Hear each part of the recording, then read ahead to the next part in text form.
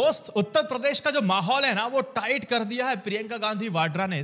मतलब इस खेल में सबको लगभग चित कर दिया है। वो समझाऊंगा कैसे, गंभीरता से समझिएगा। सुशांत की बात करूंगा, दीपक चौरसिया का भी इस पे जिक्र करने जा रहा है। यूनिवर्सल पैकेज बना के दिया है मैंने आपके सामने, लेकिन फिलहाल मैं यूनिवर्सल बात करना चाहता हूं। फिर एनालिसिस करेंगे जिसमें प्रियंका गांधी भी आती है। बेटी बचाओ बेटी पढ़ाओ के लिए एक फंड दिया जाता है। 80% हिस्से का इस्तेमाल सिर्फ उसके एडवर्टीजमेंट पर किया जाता है और मीडिया अभियान चलाने की जरूरत को समझा जा सकता है दोस्त, लेकिन योजना के उद्देश्य को बैलेंस करना भी आना चाहिए, उतनी समझ भी तो होनी चाहिए। यानी कि सरकारों ने योजना पर और बेटियों की पढ़ाने पर तो कोई पैसा खर्च नहीं किया, मतलब कोई काम हुआ ही नहीं, लेकिन इस बहाने अपना चेहरा चमकाने की पूरी कोशिश हुई है। कमोबेश ज्यादातर योजनाओं के साथ ऐसा ही होता है। अब तो ज्यादातर राज्य सरकारें न केवल अपने प्रदेश में बल्कि देश की राजधानी दिल्ली में अपनी छवि चमकाने के लिए करोड़ों रुपए खर्च करती हैं। जैसे विधानसभा चुनाव नजदीक आते हैं तो राजनीतिक दल अपने पुराने वादों को नए रूप में श्रृंगार करके आपके सामने रखते हैं। मतदाताओं के सामने पिछले वादों की पूर्ति का सही हिसाब किताब दे सके, उसके बजाय तेज विकास जैसे जुमले को उछाल दिया जाता है। एक बात सोचिएगा दोस्त, देखो, निरंकुश बादशाह की तरह लोगों को मुफ्त के तौर पर दी जाने वाली सुविधाएं, धनराशि की बौछार लगभग हर कोई कर रहा है। जैसे ये सब कुछ उन्होंने अपने घर की कमाई या फिर संपत्ति बेच करके देना है। फ्रीबीज को लेकर के विरोध हमेशा से होता रहा है और इस तरह के कटाक्ष दिए जाते हैं।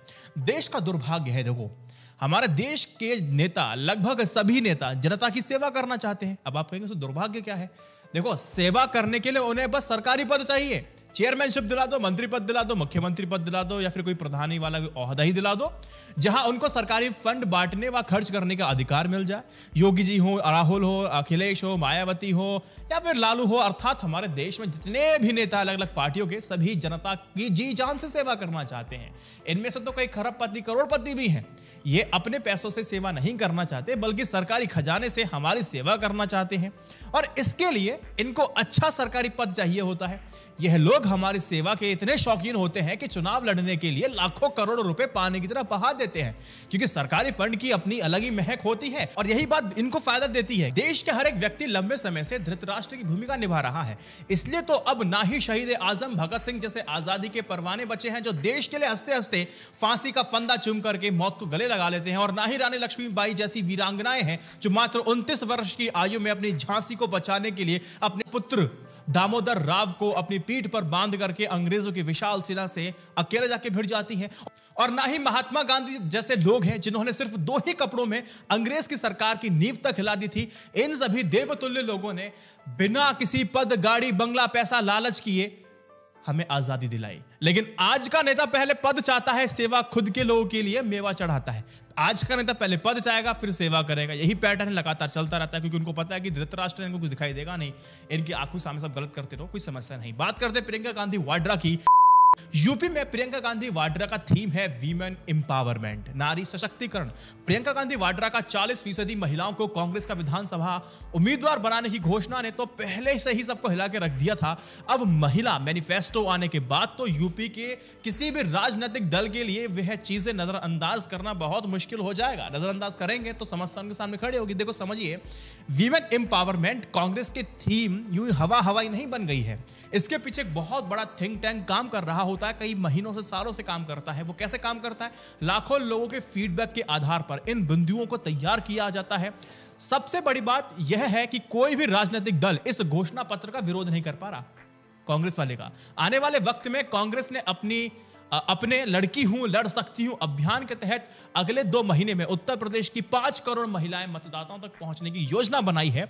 अंदाजा लगा सकते हैं कि जिस दिन इस अभियान को देश स्तर पर चलाने का फैसला लिया जाएगा तो राजनीति की सूरत क्या होगी। निश्चित रूप से आने वाले वक्त में प्रियंका का यह मॉडल देश की राजनीति में बदलाव का एक वाहक बनेगा, बशर्ते इसको बस ईमानदारी से लागू किया जाना चाहिए। जाति और धर्म के बजाय महिला वोटर पर ध्यान देने की सबसे बड़ी कांग्रेस की क्या है? इसकी बड़ी वजह यह है कि पिछले कुछ सालों में 10 से ज्यादा राज्यों में महिला वोटरों का टर्न आउट पुरुषों के तुलना में बहुत ज्यादा है। इसके साथ ही एक दशक पहले तक जहां वोट देने में महिलाएं निजी तौर पर फैसला नहीं लेती थी, लेकिन अब करीब 50% महिलाएं वोट अपनी मर्जी से देने लगी हैं। जाहिर है राजनीतिक दलों की नजर अब महिला वोटर को अब ज्यादा अट्रैक्ट कर रही है और उनको आकर्षित करने की कोशिश की जा रही है। ममता बनर्जी ने यही खेल किया और वो खेल हो भी गया। अब ये तो बिल्कुल नहीं कह सकते हैं कि महिला वोट को लेकर के प्रियंका गांधी वाड्रा ने कोई ऐसा काम कर दिया जिस पर किसी का ध्यान कभी ना गया हो, लेकिन जिस तरीके से प्रोजेक्ट किया जा रहा है, एक्स्ट्रा अटेंशन को गेन किया जा रहा है, बीजेपी सहित सभी राजनीतिक दलों के लिए एक मजबूरी का सबब बना दिया है। यहां मैंने कहा तरीके से प्रोजेक्ट करना और एक्स्ट्रा अटेंशन दिलाना। देखो बीजेपी भी यही चीज बहुत करती थी। सर्जिकल स्ट्राइक 2016 में हुई थी। मुझे उम्मीद है आप में से बहुत से लोगों ने 2016 से पहले ये सर्जिकल स्ट्राइक सुना नहीं होगा और ये मार्केट में पहली बार आया है, ऐसा आपको लगा होगा सुनने के बाद, क्योंकि बीजेपी ने कुछ ऐसे वीडियो कैंपेन बनाए और उसको पब्लिश कराया कि सबकी जुबान पर सर्जिकल स्ट्राइक ला दिया। और लेकिन 2016 से पहले भी सर्जिकल स्ट्राइक हुई थी, लेकिन प्रोजेक्ट किस तरीके से करना है वही है। प्रेजेंटेशन से ही, एक्स्ट्रा ऑब्जर्वेशन से आप पूरे खेल को ये दिखा सकते हैं कि ये काम सिर्फ और सिर्फ हमारी पार्टी या फिर हम ही कर सकते हैं। और यही पॉलिटिकल एडवांटेज इसी तरह का कुछ प्रियंका गांधी वाड्रा ले रही हैं, ठीक वैसा ही यूपी में कर रही हैं। हकीकत भी यह है, देखो दोस्त, पिछले इतिहास की तरफ देखें, साल 2017 तक अब तक 30 से ज्यादा विधानसभा चुनावों में कांग्रेस ने 17 सदस्य राज्यों में 10% से भी कम महिलाओं को टिकट दिया है। नागालैंड जैसे राज्यों में सिर्फ एक महिला को उम्मीदवार तक नहीं बनाया गया। बहुत से राज्यों में यह आंकड़ा 5% से कम है। लेकिन इस बात की संभावना तो खत्म तो नहीं हो जाती है कि 2022 के बाद यह आंकड़ा आपको बढ़ता दिखाई दे। क्या पता विमेन एम्पावरमेंट की इस बात को सारी पॉलिटिकल पार्टीज अपना पॉलिटिकल मुद्दा बना ले। अगर ऐसा हुआ तो प्रियंका गांधी वाड्रा का इसमें अगर उनको श्रेय दिया जाए तो गलत नहीं होगा। तो खेल पलट सकता है, लेकिन बकायदा कांग्रेस अपनी लॉन्ग टर्म स्ट्रेटेजी पे काम करे तो कोई भी राजनीतिक दल कांग्रेस की तरह ये तो ऐलान नहीं करने वाला कि वो महिलाओं को कितने फीसद टिकट देने वाला है, लेकिन ये तो अपोजिशन को टेंशन तो दे दी है। अब उन्हें भी महिला उम्मीदवार को टिकट देनी पड़ेगी, मजबूरी बन गई। कांग्रेस तो इंतजार में बैठी है कि कैसे बीजेपी सपा बसपा के नाराज नेताओं का शिकार किया जा सके, अपने पाले में लाया जाए। अगर उनसे कोई महिला और मजबूत चेहरा मिल जाता है तो कांग्रेस के लिए तो भैया समस्या है ही नहीं, वो तो मजे है, उसको तो चाहिए। एक संभावना यह भी है कि हो सकता है कुछ सीटों पर बीजेपी या सपा या फिर बसपा ऐसे पचड़ों में ना फंसने का फैसला करे। लेकिन क्या ऐसी सभी सीटों पर महिला उम्मीदवारों को नजरअंदाज करना इन पार्टियों के लिए मुमकिन है?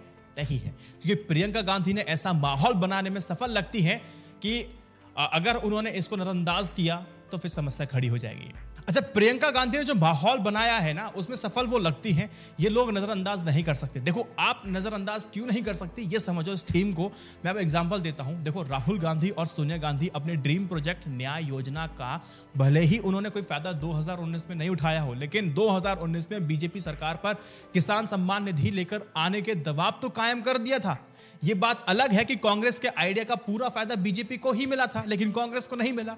लेकिन थीम को नजरअंदाज नहीं कर सके थे। इसीलिए ये कहना कि बीजेपी सपा या बसपा ऐसे पचड़ों में नहीं पड़ेगी तो ओवरथिंक करना हो जाएगा। बीजेपी ने अपनी किसान हितैषी जो छवि किसान सम्मान निधि से और मजबूत की है। और आइडिया कहां से लिया? न्याय योजना से। विमेन एम्पावरमेंट को नजरअंदाज करना भारी पड़ेगा। अब कुछ बातों की बात कर लेते हैं, जैसे कि देखो, इसमें कोई दोहराए वाली बात नहीं है कि देश की पहली महिला प्रधानमंत्री इंदिरा गांधी और उत्तर प्रदेश की पहली महिला मुख्यमंत्री सुचेता कृपलानी भी कांग्रेस पार्टी से ही थी। अब प्रियंका गांधी वाड्रा हिंदू, मुस्लिम, सवर्ण, दलित, अगड़ों और पिछड़ों की बात करने की जगह प्रियंका गांधी सिर्फ महिलाओं की बात कर रही हैं। ऐसे में एक बहुत बड़ा सवाल आपके मन में उठ सकता है कि भारतीय राजनीति में जातिवाद की गहरी पैठ को कांग्रेस का यह मॉडल किस तरह से निपटा पाएगा। एक बात आपको यहां ध्यान रखनी चाहिए, जब देश गुलाम था तब गांधी जी ने भी ऐसी कोशिश की थी। बहुत हद तक उनको कामयाबी मिली थी और हासिल की थी। गांधी जानते थे कि महिलाओं को साथ लेकर ही समाज को सुधारा जा सकता है और देश को आजाद भी कराया जा सकता है। आज प्रियंका गांधी भी गांधी के उस रास्ते पर चल करके रचनात्मक राजनीति उत्तर प्रदेश में कर रही हैं। आने वाले समय में इसका क्या इफेक्ट पड़ेगा, यह आने वाला समय हमें बताएगा। लेकिन दूरदर्शिता देखी जाए तो कांग्रेस महासचिव प्रियंका गांधी गोवा दौरे से जुड़े एक वीडियो के कारण काफी चर्चा में आ गई थी। ठीक है, इस वीडियो में प्रियंका गांधी गोवा की आदिवासी महिलाओं के साथ डांस करती दिखाई दी थी और प्रियंका गांधी का जो ये वीडियो है ये उस वक्त वायरल हुआ जिस वक्त दिल्ली कैंट के बराड़ चौक पर सीडीएस जनरल विपिन रावत को अंतिम विदाई दी जा रही थी। सुशांत सिन्हा एक पत्रकार हैं, उन्होंने कांग्रेस महासचिव प्रियंका गांधी पर निशाना साधते हुए कांग्रेस नेता राहुल गांधी को भी आड़े हाथ पे ले लिया था। सुशांत ने अपने ट्वीट में लिखा कि जब देश जनरल रावत के जाने से दुखी है तब प्रियंका गांधी ऐसे एंजॉय करती दिख रही हैं, लोग हैरान हैं और जो शायद हाथरस के दुखी परिवार से मिलने जाते वक्त इनका हंसी ठट्टा सब भूल गए थे। लोगों ने रिएक्शंस काफी दिए। इसमें एक इरफान नाम के व्यक्ति हैं, उन्होंने लिखा कि आपका एक दोस्त दारू पीकर बैठा था, उस पर सवाल करेंगे। ये दीपक चौरसिया को लेकर बात कही गई है। अभिषेक है व्यक्ति है, उन्होंने लिखा कि आपके अंदर भाजपा नेताओं से सवाल करने की हिम्मत है, वो भी सभी कैंपेन कर रहे थे, लेकिन आपने केवल प्रियंका गांधी वाड्रा को ही क्यों चुना। खैर ये सारी बातें इनकी रिएक्शन से हम छोड़ते हैं, साइडलाइन करते हैं, लेकिन यहां पर एक बात आपको समझा देता हूं कि जिस वीडियो का जिक्र सुशांत ने किया था वो गोवा असेंबली इलेक्शन की तैयारी का था, जहां प्रियंका गांधी वाड्रा दक्षिण गोवा के केपेम में एक सभा में शामिल हुई थी। वहां के सारे लोग प्रियंका गांधी को उनकी दादी इंदिरा गांधी की झलक देखते हैं और प्रियंका गांधी अपनी दादी की यादों को वहां जाकर के लगभग ताजा करती है। 2017 में कांग्रेस पार्टी 40 सदस्यों वाली विधानसभा में 17 सीटें जीतकर सबसे बड़ी पार्टी बन गई थी, पर सरकार नहीं बना पाई थी क्योंकि प्रियंका गांधी के बड़े भाई राहुल गांधी 4 दिन तक ये तय नहीं कर पाए थे कि भैया मुख्यमंत्री किसे बनाए, और बीजेपी ने सरकार बना ली जो पूरे 5 साल तक चली। अब बीजेपी को गोवा में हराने के लिए कांग्रेस पार्टी को काफी मशक्कत करनी पड़ेगी। अब ममता बनर्जी तृणमूल कांग्रेस गोवा चुनाव लड़ने की जोर शोर से तैयारी कर रही है और 13 दिसंबर को दीदी एक बार फिर गोवा जाने वाली है, तो समस्या कांग्रेस की गोवा में बढ़ने वाली है। ये बात सिंपल है। सिंपल यहाँ बात खत्म करता हूं। अब मुझे उम्मीद है कि आपको मैं हर एक पर्सपेक्टिव में समझा दिया मैंने यहाँ पर। अब विमेन एम्पावरमेंट को लेकर के मैं आपसे एक सवाल पूछता हूं। देखो, विमेन एम्पावरमेंट को जिस तरीके से प्रियंका गांधी वाड्रा ने उठाया है वाकई काबिले तारीफ है, लेकिन हाँ, जनता उनको साथ देती है नहीं देती मुझे पता नहीं, लेकिन आप लोग कमेंट सेक्शन में जरूर बताइएगा कि विमेन एम्पावरमेंट का जो कंसेप्ट है और जिस तरीके से वो बता रही हैं, लागू कर रही है, कैंपेन कर रही है, वीडियोस निकाल रही हैं, वो आपको ज्यादा प्रभावी लगता है नहीं लगता है, कॉमेंट सेक्शन में जरूर बताइएगा। इस वीडियो को 3 व्हाट्सएप ग्रुप में जरूर शेयर कीजिएगा। जय Hind, Vande Mataram, stay updated, stay educated, सत्यमेव जयते। नमस्कार।